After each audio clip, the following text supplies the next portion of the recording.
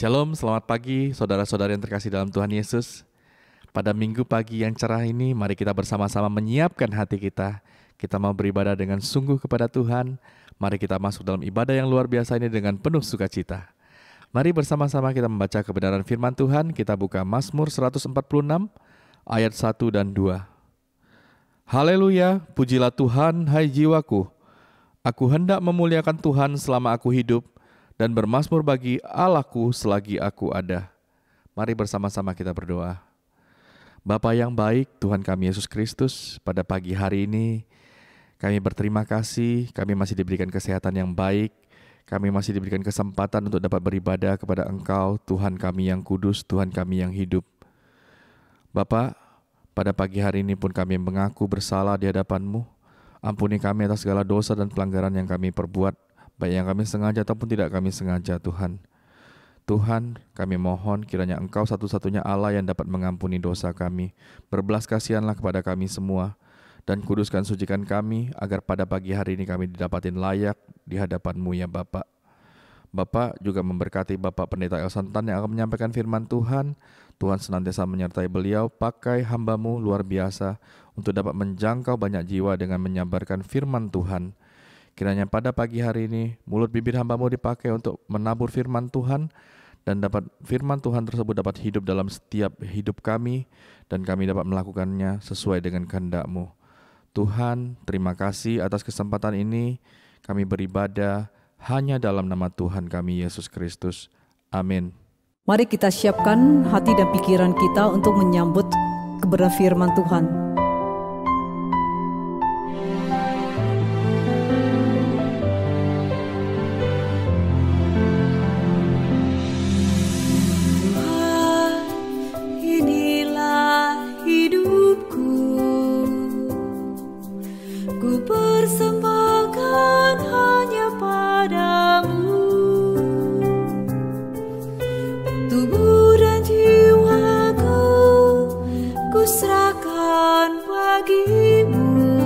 Jadikanku baru di setiap waktu. Ku mau menjadi hamba-Mu. Pakailah hidupku sampai memutih rambutku. Ku mau menjadi saksi-Mu, mewartakan kasih kebaikan-Mu.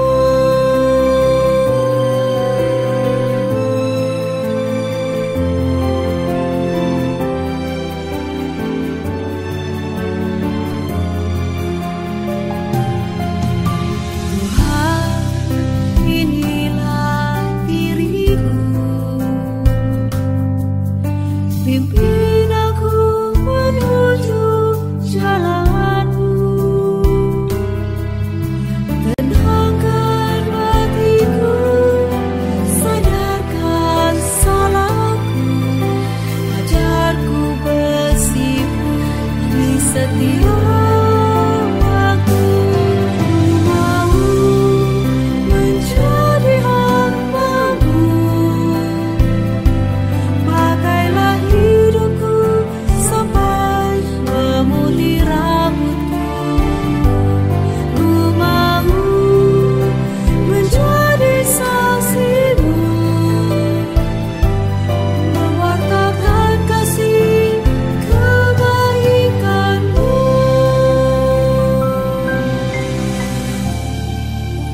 Tuhan, jiwa yang hancur, hati yang patah tidak akan Kau pandang hina. Itulah hidupku yang kubawa ke mezbah-Mu. Ya Tuhan, jadikanlah hatiku tahir. Perbaruhilah batinku dengan roh yang teguh. Lengkapilah aku dengan jiwa yang lelang, agar bibir mulutku terbuka menyampaikan puji-pujian bagi-Mu. Agar pikiranku tangkas menangkap isi hati-Mu, agar hatiku lembut mengalirkan kasih-Mu. Ya Tuhan, inilah hidupku, milik yang Kau beli dengan darah-Mu. Aku ada di hatimu sebagai kekasihmu. Aku ada di tanganmu sebagai alat kemuliaanmu. Aku ada di hadiratmu sebagai hambamu.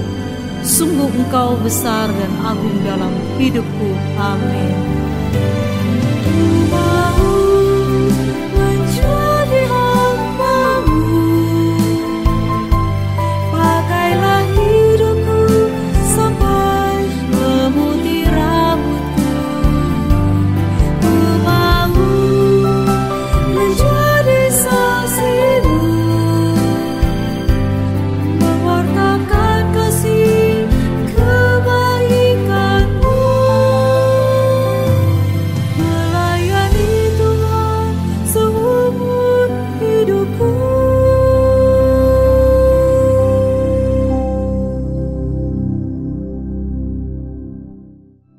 Mari Bapak Ibu sidang jemaat yang terkasih di dalam Tuhan, kita mau masuk mendengarkan sabda firman Tuhan. Mari kita tundukkan kepala, kita berdoa. Bapa kami yang di sorga, Bapa kami yang di sorga, dikuduskanlah namamu, datanglah kerajaanmu, jadilah kehendakmu di bumi seperti di sorga.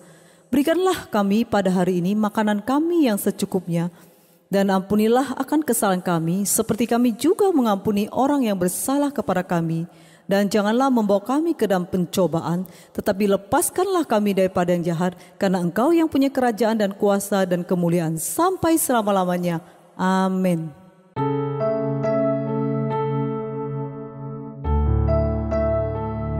Salam, selamat pagi jemaat-jemaat yang kasih Tuhan.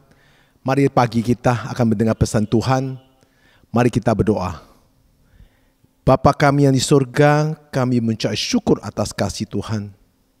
Kami minta Roh Kudus pimpin kami semuanya, membuka hati kami dan pikiran kami untuk mengerti setiap firman yang kami dengar pada pagi ini. Kiranya Tuhan juga mengasihi hamba ini. Tuhan urapin penuh kuasa-Mu, bibir hamba-Mu Tuhan pakai untuk menyampaikan setiap kebenaran-Mu sesuai dengan kehendak-Mu. Berfirmanlah kepada kami siap untuk mendengar. Kami berdoa di dalam nama Tuhan Yesus Kristus. Amin. Salam, selamat pagi saudara kasih Tuhan. Pada minggu pagi ini, tema kita adalah ada mujizat di balik masalah besar.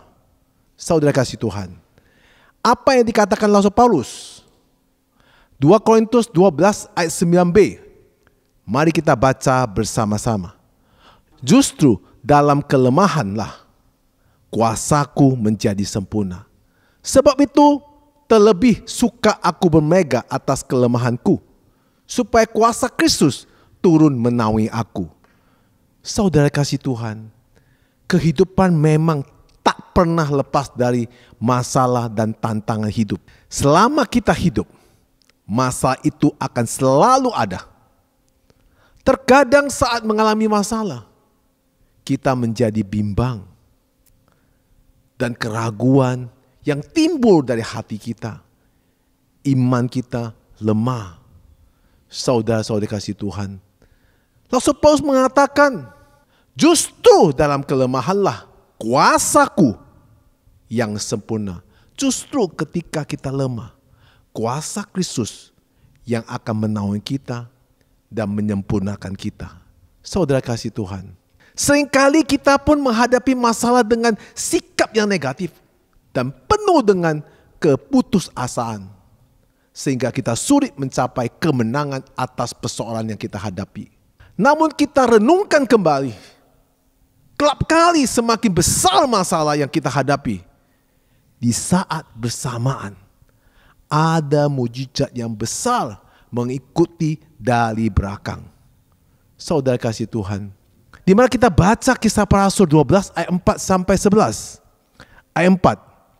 Setelah Petrus ditangkap, Herodes menyuruh memenjarakannya di bawah penjagaan 4 legu, masing-masing terdiri dari 4 prajurit. Maksudnya ialah supaya sehabis Paskah ia menghadapkannya ke depan orang banyak. Ayat kelima. Demikianlah Petrus ditahan di dalam penjara, tetapi jemaat dengan tekun mendoakannya kepada Allah. Ayat ke-6. Pada malam sebelum Herodes hendak menghadapkannya kepada orang banyak, Petrus tidur di antara dua orang prajurit, terbelenggu dengan dua rantai. Selain itu, prajurit-prajurit pengawal sedang berkawal di muka pintu. Ayat ke-7. Tiba-tiba berdiri seorang malaikat Tuhan dekat Petrus, dan cahaya bersinar dalam ruangan itu. Malaikat itu menepuk Petrus untuk membangunkannya. Katanya, bangunlah segera. Maka gugurlah rantai itu dari tangan Petrus. Ayat ke-8. Lalu kata malaikat itu kepadanya, ikatlah pinggangmu dan kenakanlah sepatumu. Ia pun berbuat demikian. Lalu malaikat itu berkata kepadanya, kenakanlah jubahmu dan ikutlah aku. Ayat ke-9. Lalu ia mengikuti malaikat itu keluar, dan ia tidak tahu bahwa apa yang dilakukan malaikat itu sungguh-sungguh terjadi. Sangkanya ia melihat suatu penglihatan. Ayat ke-10. Setelah mereka melalui tempat kawal pertama dan tempat kawal kedua, sampailah mereka ke pintu gerbang besi yang menuju kota. Pintu itu terbuka dengan sendirinya bagi mereka. Sesudah tiba di luar, mereka berjalan sampai ke ujung jalan, dan tiba-tiba mereka itu meninggalkan dia. Ayat ke-11. Dan setelah sadar akan dirinya, Petrus berkata, sekarang taulah aku benar-benar bahwa Tuhan telah menyuruh malaikatnya dan menyelamatkan aku dari tangan Herodes dan dari segala sesuatu yang diharapkan orang Yahudi. Seperti halnya yang dialami oleh Petrus saat dia di dalam penjara. Alkitab mencatat malam sebelum Petrus akan dihukum mati, malaikat Tuhan datang melepaskan belenggunya, membutakan penjaga berlapis serdadu Roma, dan membuka pintu gerbang utama kota untuk dapat meloloskan Petrus. Sehingga Petrus akhirnya dapat kembali bersama para rasul lainnya untuk menjalankan atau untuk melanjutkan amanat agung Tuhan Yesus Kristus. Kejadian yang sama juga dialami oleh Paulus dan Silas saat dipenjara di Filipi. Di dalam Kisah Para Rasul 16 ayat 24 sampai 26. Ayat 24. Sesuai dengan perintah itu, kepala penjara memasukkan mereka ke ruangan penjara yang paling tengah dan membelenggu kaki mereka dalam pasungan yang kuat. Ayat 25. Tetapi kira-kira tengah malam Paulus dan Silas berdoa dan menyanyikan pujian-pujian kepada Allah, dan orang-orang hukuman lain mendengarkan mereka. Ayat 26. Akan tetapi terjadilah gempa bumi yang hebat, sehingga sendi-sendi penjara itu goyah. Dan seketika itu juga terbukalah semua pintu dan terlepaslah belenggu mereka semua. Saudara kasih Tuhan, dari kedua kejadian, yaitu rasul Petrus dan rasul Paulus, kedua rasul menghadapi masalah yang besar. Dipenjara, dibelenggu, dijaga ketat untuk menghadapi sidang. Nah saudara, di balik masalah yang besar, mujizat Tuhan terjadi untuk rasul Petrus dan rasul Paulus. Pertolongan Tuhan yang lebih dahsyat daripada masalah yang mereka hadapi.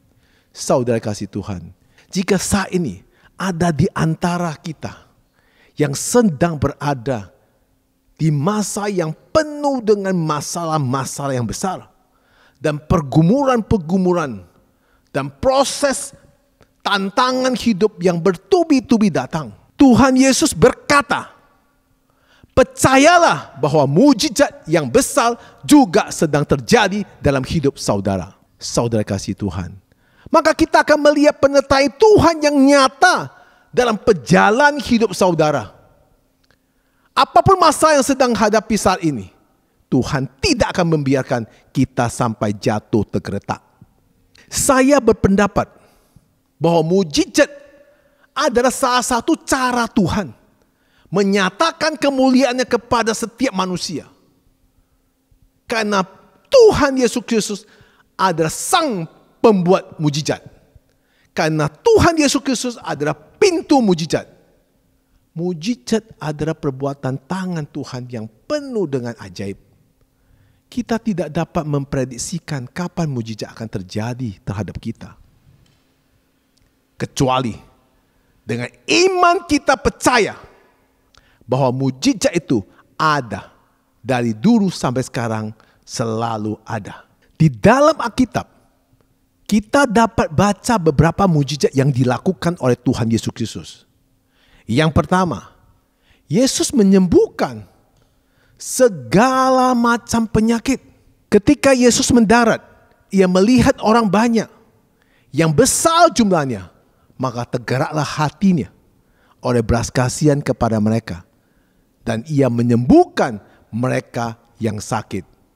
Itu ada di Matius 14 ayat 14. Yang kedua, Yesus memberi makan 5.000 orang makan. Setelah ia mengambil 5 roti dan 2 ikan itu, ia mengedah ke langit dan mengucapkan berkat. Lalu memecahkan roti itu dan memberikan kepada murid-muridnya supaya dibagikan kepada orang-orang itu.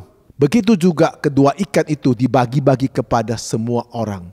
Nah, saudara kasih Tuhan, ketika Yesus mengucapkan syukur dengan 5 roti 2 ikan, bisa memberikan 5.000 laki-laki makan, masih sisa 12 baskul. Itulah mujizat yang dilakukan Tuhan Yesus Kristus. Yang ketiga, Yesus berjalan di atas air. Ketika ia melihat betapa payahnya mereka mendayung karena angin sakar, maka kira-kira jam 3 malam ia datang kepada mereka, berjalan di atas air, dan ia hendak melewati mereka. Ketika mereka melihat dia berjalan di atas air, mereka mengira bahwa ia adalah hantu. Lalu mereka berteriak-teriak, sebab mereka semua melihat dia dan mereka pun sangat terkejut. Tetapi segera ia berkata kepada mereka, "Tenanglah, aku ini, jangan takut." Nah, saudara kasih Tuhan, dalam kisah nyata, ini bukan perumpamaan. Ini kejadian yang sungguh-sungguh terjadi 2000 tahun lalu. Tentang mujizat yang dilakukan Tuhan Yesus Kristus. Dan dialami oleh murid-muridnya. Tetapi sebagian besar sampai saat ini, banyak orang masih tidak percaya bahwa mujizat itu masih tetap ada. Saudara kasih Tuhan, orang yang percaya, orang yang beriman akan melihat mujizat itu nyata. Saudara kasih Tuhan, Tuhan tidak pernah menjanjikan perjalanan kita selalu mulus dan tenang. Enggak ada. Lalu Paulus pernah mengalami 3 kali karam kapal. Saudara kasih Tuhan, banyak orang kecewa waktu mereka melakukan hal yang benar, tetapi bukan mengalami mujizat. Mereka mengalami penderitaan karena mereka melakukan yang benar. Tetapi itu tidak perlu khawatir, saudara kasih Tuhan.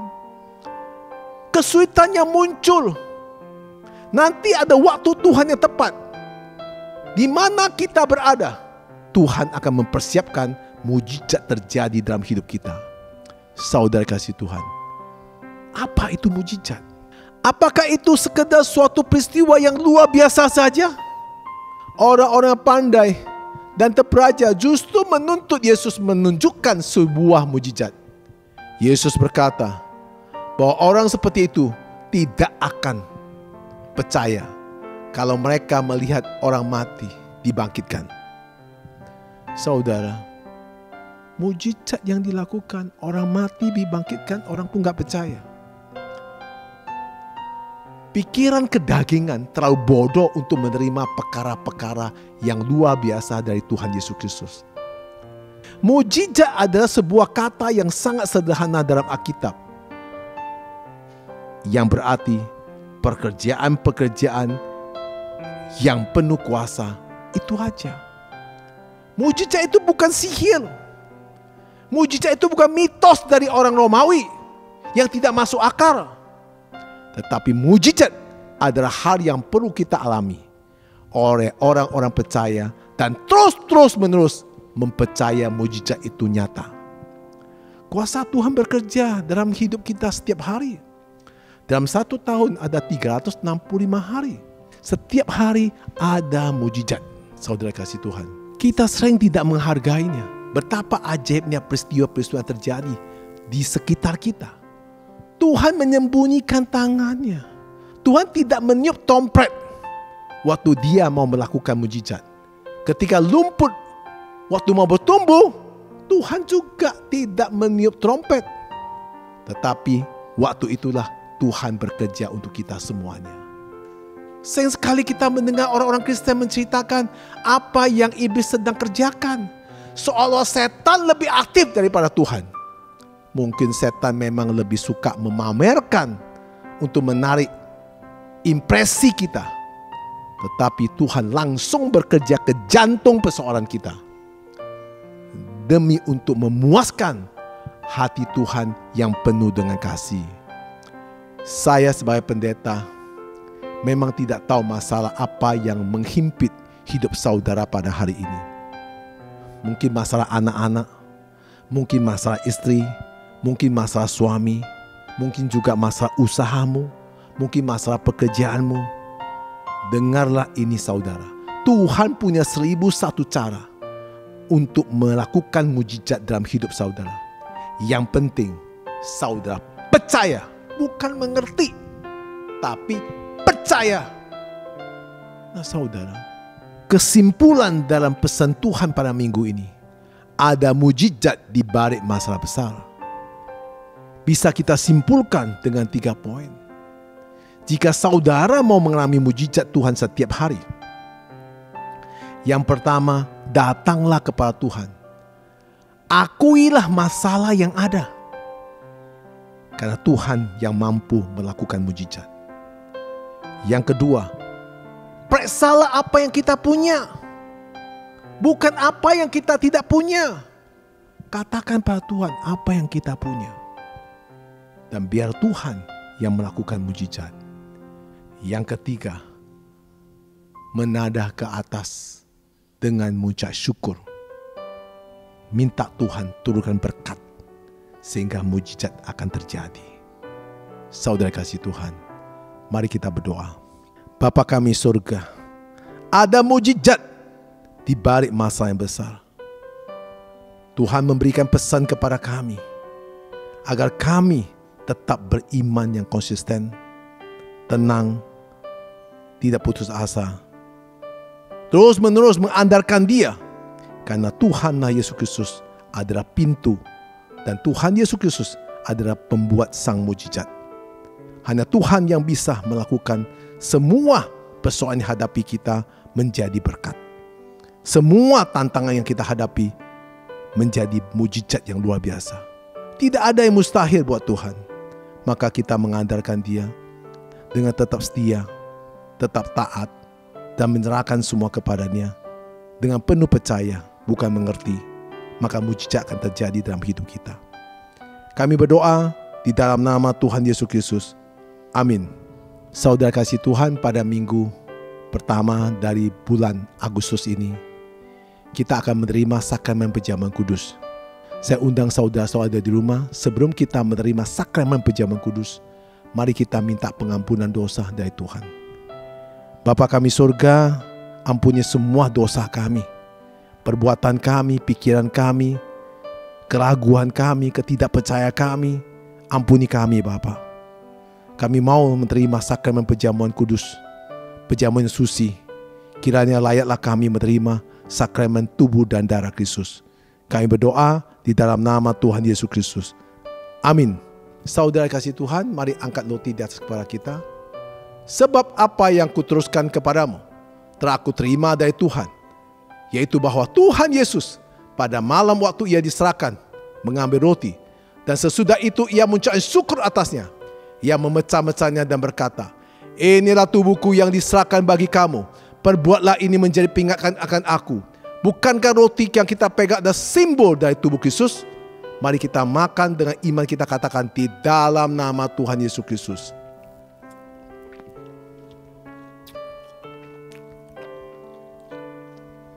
Mari saudara, kita angkat cawan di atas kepala kita. Demikian juga Ia mengambil cawan sesudah makan lalu berkata, cawan ini adalah perjanjian baru yang dimateraikan oleh darahku. Perbuat ini setiap kali kamu meminumnya menjadi peringatan akan aku. Bukankah cawan kita pegang ada simbol dari darah Kristus? Mari kita katakan amin. Mari kita minum dengan iman, katakan di dalam nama Tuhan Yesus Kristus.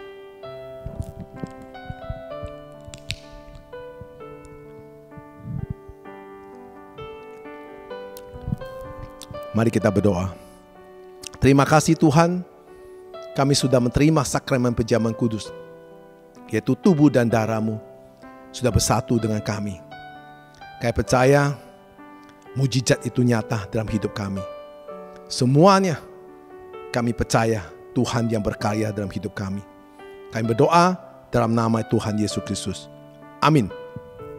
Saudara kasih Tuhan, saya undang jemaat yang ada di rumah untuk bangkit berdiri. Mari kita sama-sama mengakui iman rasuli. Aku percaya kepada Allah, Bapa yang Maha Kuasa, Kalib langit dan bumi, dan kepada Yesus Kristus, Anak-Nya yang tunggal Tuhan kita, yang dikandung dari Roh Kudus, lahir dari anak darah Maria, yang menderita sengsara di bawah pemerintah Pontius Pilatus, disalibkan, mati dan dikuburkan, turun ke dalam kerajaan maut, pada hari ketiga bangkit pula dari antara orang mati, naik ke surga, duduk sebelah kanan Allah Bapa yang Maha Kuasa. Dari sana ia akan datang untuk menghakimi orang yang hidup dan yang mati. Aku percaya kepada Roh Kudus, Gereja Kudus dan Am, persekutuan kudus, pengampunan dosa, kebangkitan tubuh dan hidup kekal. Amin. Salam saudara kasih Tuhan. Ada mujizat di balik masalah besar yang kita hadapi.